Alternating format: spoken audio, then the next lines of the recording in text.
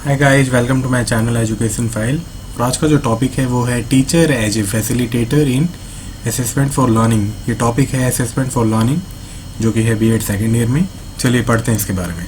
तो जैसा कि एनसीएफ 2005 ने क्या कहा था, एक टीचर को काम करना चाहिए एक फैसिलिटेटर के तौर पे। फैसिलिटेटर कौन होता है? काम को इजी बनाने वाला, सरल बनाने वाला, ठीक है, सुविधा देने वाला। और बच्चों को क्या करने देना चाहिए? बच्चों को अपने ज्ञान का निर्माण खुद करने देना चाहिए, ऐसा कहा गया था एनसीएफ 2005 में, ठीक है। मतलब पहले बिहेवियरिस्ट अप्रोच थी, एनसीएफ 2005 में क्या कहा? कंस्ट्रक्टिविस्ट अप्रोच पे काम करने की जरूरत है, बच्चों को अपने ज्ञान का निर्माण खुद करने दो। उन्होंने टीचर को एज ए फैसिलिटेटर के तौर पे रखा कि बच्चों को अपने आप नॉलेज गेन करने दो, और टीचर की ड्यूटी क्या है? उन्हें हेल्प करते रहें, ठीक है। कैसे होता है ये? जब बच्चे खुद क्वेश्चन पूछते हैं और वो खुद उसका आंसर ढूंढते हैं, मतलब नेट से भी ढूंढ सकते हैं या कहीं से भी ढूंढ सकते हैं फॉर एग्जांपल, तो बहुत कुछ सीख पाते हैं, ठीक है। तो टीचर को फैसिलिटेटर बनने की क्यों जरूरत है आजकल? क्योंकि टीचिंग बहुत बदल चुकी है, बहुत इनोवेटिव हो चुकी है। मोस्टली प्राइवेट स्कूल्स में क्या है, स्मार्ट क्लासेस का उपयोग होने लगा है बहुत ज्यादा, जिसमें कि एनिमेशंस और पीपीटी के जरिए या पिक्चर्स के जरिए बहुत अच्छे वे में पढ़ाया जाता है। तो इसलिए आजकल टीचर को फैसिलिटेटर बनना पड़ता है क्योंकि बच्चे बहुत एडवांस हैं, बच्चे हर जगह से पढ़ सकते हैं। और फैसिलिटेटर बनके एक टीचर क्या करता है? बच्चों की हेल्प करता है खुद लर्न करने के लिए, ठीक है। एक टीचर क्या होता है? जो नॉलेज को कन्वे करता है थ्रू इंस्ट्रक्शन, ठीक है। और फैसिलिटेटर क्या होता है? एक एनवायरनमेंट बनाता है ताकि जो बच्चे हैं वो अपने आप नॉलेज को एक्वायर कर सकें, सीख सकें। एक्वायर मतलब उनमें बिल्कुल अंदर तक वो नॉलेज समा जाए, मतलब कि उन्हें कॉन्सेप्ट वाइज सब कुछ क्लियर हो जाए किसी भी टॉपिक के बारे में या किसी पर्टिकुलर सब्जेक्ट के बारे में। और जब टीचर एक फैसिलिटेटर बन जाता है क्लासरूम में, तो क्या होता है? वो लर्नर्स की एक्टिविटीज को बहुत ज्यादा बढ़ावा देता है, उन्हें एनकरेज करता है क्वेश्चन पूछने के लिए। और जो किंग वाली भूमिका होती है एज ए टीचर, वो उसमें से चली जाती है, क्योंकि बच्चे क्या करते हैं? अपने आप को कंट्रोल कर सकते हैं, पर विद प्रॉपर डायरेक्शन जो कि मिलेगा फैसिलिटेटर की तरफ से, ठीक है। और जो फैसिलिटेटर कौन है इस केस में? टीचर ही है।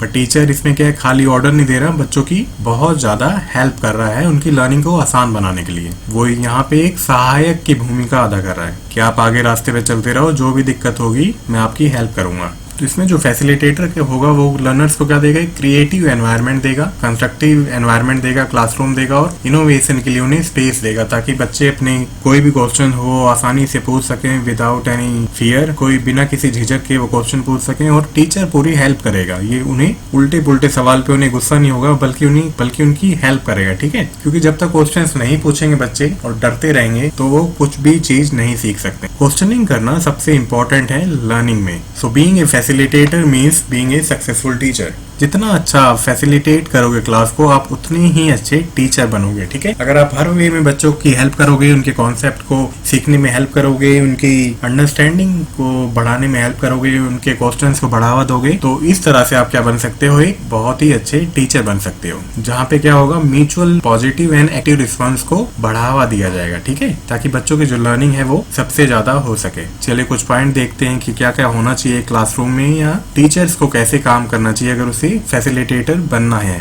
तो पहला है teach student to ask question to acquire information. जब तक बच्चों में कोई डाउट नहीं आएगा और डाउट आने पे वो क्वेश्चन नहीं करेंगे तो वो किसी भी इन्फॉर्मेशन को एक्वायर करने में असफल होंगे, ठीक है। जितनी ज्यादा क्वेश्चनिंग होगी उतनी ज्यादा कॉन्सेप्ट क्लियर होंगे, उतनी ज्यादा लर्निंग और अंडरस्टैंडिंग होगी बच्चे के मन में। Teach student how to use classroom material. Classroom material जैसे लैब हो गई, कोई भी टीचिंग एड हो गया, प्रोजेक्टर हो गया, कंप्यूटर्स हो गए, टेप रिकॉर्डर्स हो गए, हेडफोन्स हो गए। तो बच्चों को हमेशा ये सब चीजें यूज करने के लिए बढ़ावा दो फॉर द एजुकेशनल पर्पस, ठीक है। कि आपको पढ़ाई करनी है तो आप कुछ भी यूज करो, पर आपकी पढ़ाई अच्छे से होनी चाहिए, आपके कॉन्सेप्ट अच्छे से क्लियर होने चाहिए। Give opportunities to handle the classroom. तो बच्चों को आप ऐसी भी अपॉर्चुनिटी देते रहो कि वो क्लासरूम को हैंडल करना जाने, क्योंकि ये भी क्या करता है? स्किल को डेवलप करता है।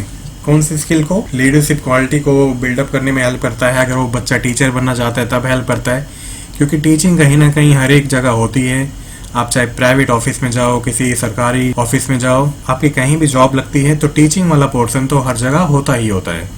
तो बच्चों को हमेशा मोटिवेट करो कि वो क्लासरूम हैंडल करना भी जान सकें। Plan ahead and think about the needs of student. बच्चों से आगे प्लान बना के हमेशा सोचते रहो कि उनको कैसे पढ़ाना है, कौन सा टीचिंग मॉडल यूज करना है, और बच्चों को एसेस करते रहो कि कौन सा मॉडल उन पे काम कर रहा है टीचिंग के लिए, कौन से मॉडल से वो सबसे ज्यादा सीख रहे हैं और कौन सी एड उनको सबसे ज्यादा हेल्प कर रही है सीखने के लिए। ठीक है, तो प्लानिंग करना अच्छे से बहुत जरूरी है। Models what you want students to do, कि आप बच्चों से क्या करवाना चाहते हो, और इसके लिए भी टीचिंग मॉडल्स बनाना बहुत जरूरी है कि आप बच्चों को कैसे पढ़ाओगे और बच्चों को कौन से मॉडल से आसानी हो रही है। ठीक है, allow constructive classroom. Constructive classroom मतलब जहाँ पे बच्चों की डाइवर्स थिंकिंग को बढ़ावा मिले, मतलब बच्चा हर एक दिशा में सोच सके। और वो कब मिलेगा, जब उनके आइडियाज को रिस्पेक्ट किया जाएगा। अगर बच्चा कोई आइडिया देता है और उसे वहीं पे डांट दिया जाएगा तो बच्चा फिर आगे से कोई आइडिया देगा ही नहीं। बच्चे को लगेगा कि मेरे किसी भी राय देने पे, कोई भी आइडिया देने पे मुझे डांट पड़ती है। ठीक है, तो ऐसा क्लासरूम बनाना चाहिए जहाँ बच्चों को खुल के बोलने की आजादी हो, वो किसी भी टॉपिक पे या किसी भी क्वेश्चन का आंसर देते टाइम अपनी थिंकिंग यूज कर सकें, चाहे वो गलत क्यों ना हो।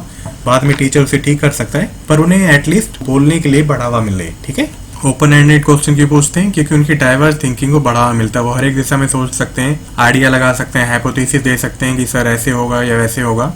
कोई साइंटिफिक टॉपिक है तो ओपन एंडेड क्वेश्चन हमेशा पूछे जाने चाहिए। ठीक है, और जब बच्चा कोई आंसर बताए या कोई आइडिया बताए तो उनके आइडियाज को रिस्पेक्ट करना भी जरूरी है। चाहे बच्चे ने वो आइडिया गलत ही बताया हो, पर आप उसको ठीक कर सकते हो, कि उसे बता सकते हो प्रॉपर वे में वो चीज कैसे हो सकती है। ठीक है, और बच्चों को हमेशा इस चीज के लिए बढ़ावा देना चाहिए कि आपके मन में कोई भी आइडिया है आप बताओ। जैसे क्लासरूम में होता था ना कि कई बार टीचर कहते थे कोई नहीं, गलत ही बता दो, कोई बात नहीं, है ना। तो वो सब क्या करता है, बच्चों के डर को भगाता है। Engage student in experiential mode of learning. Experiential mode, जब बच्चे खुद कोई काम करके सीखें।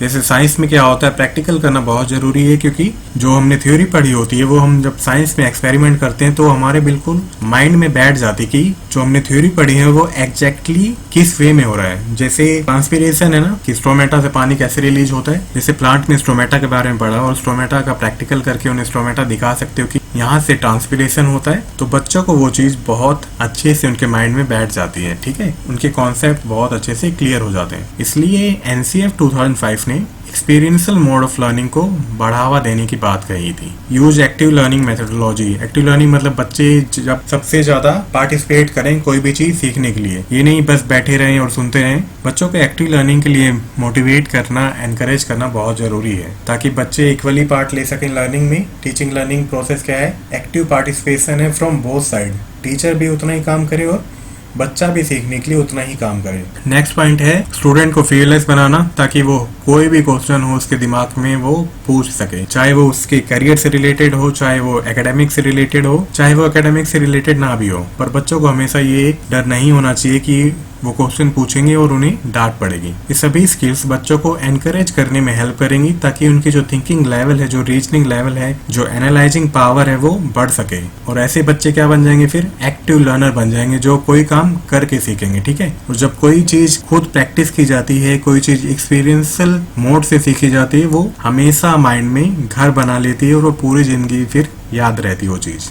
चलिए, असेसमेंट में ये चीज कैसे हेल्पफुल है, तो ये तो देखो हमें पता ही कि सभी स्टूडेंट एक जैसे नहीं है, सभी में कुछ ना कुछ इंडिविजुअल डिफरेंसेस हैं। कोई किसी एक स्किल में अच्छा होगा, कोई दूसरे स्किल में अच्छा होगा। तो सभी के लिए हमें ऐसे प्रोजेक्ट देने चाहिए ताकि हर एक बच्चा अच्छे से परफॉर्म कर सके। ठीक है, किसी में ड्राइंग अच्छी है तो ड्राइंग अच्छी करेगा, कोई एकेडमिक में अच्छा है तो क्विज में अच्छा करेगा। सभी बच्चों के लिए क्या है, पर्टिकुलर असाइनमेंट होनी चाहिए, ताकि हर एक बच्चे को अपना टैलेंट दिखाने का मौका मिले। और ये फाइनली किस में हेल्प करेगा, असेसमेंट में हेल्प करेगा। क्योंकि अगर आप सभी बच्चों को एक वे में आंकोगे, असेस करोगे, खाली उसका बस रिटन टेस्ट लेते रहोगे, तो हो सकता है सभी बच्चे उस रिटन टेस्ट में अच्छा परफॉर्म ना कर पाए। किसी में फिजिकल एक्टिविटी ज्यादा हो, किसी में ड्राइंग स्किल ज्यादा हो, किसी में डांसिंग स्किल हो। तो असेस करने के लिए सभी प्रोजेक्ट्स अलग अलग होने चाहिए। जैसे हमने पढ़ा था ना गार्डनर की मल्टीपल इंटेलिजेंस, तो हमें सभी बच्चों की इंडिविजुअल इंटेलिजेंस के बारे में जानने का मौका मिलेगा और हम उसके बेस पे बच्चे को एसेस कर सकते हैं। फिर इससे ये पता चलेगा कि आप उनकी लर्निंग को फैसिलिटेट करना चाहते हो, ना कि एक अथॉरिटी की तरह काम करना चाहते हो। ठीक है, क्योंकि आप अलग अलग काम दोगे तो आप उनके काम को इजी ही बना रहे हो।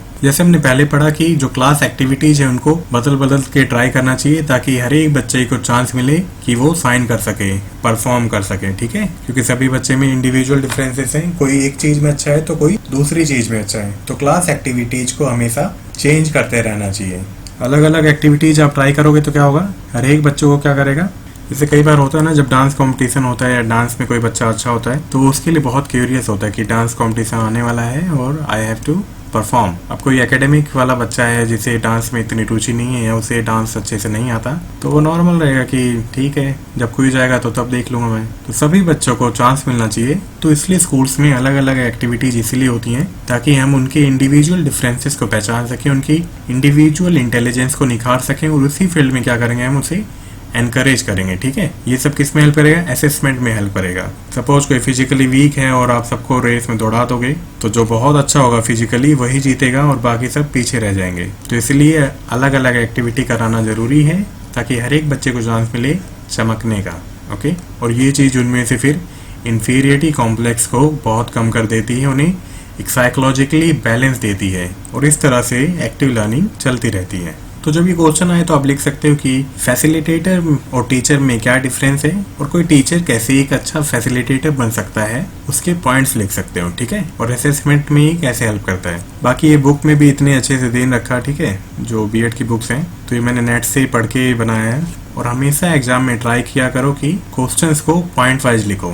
ओके, अगर आपको ये वीडियो अच्छा लगा you can like the video. आप मेरे चैनल को सब्सक्राइब कर सकते हैं और फ्यूचर नोटिफिकेशन के लिए दबा सकते हैं बेल आइकन। मिलते हैं नेक्स्ट लेक्चर में। Till then bye bye, take care.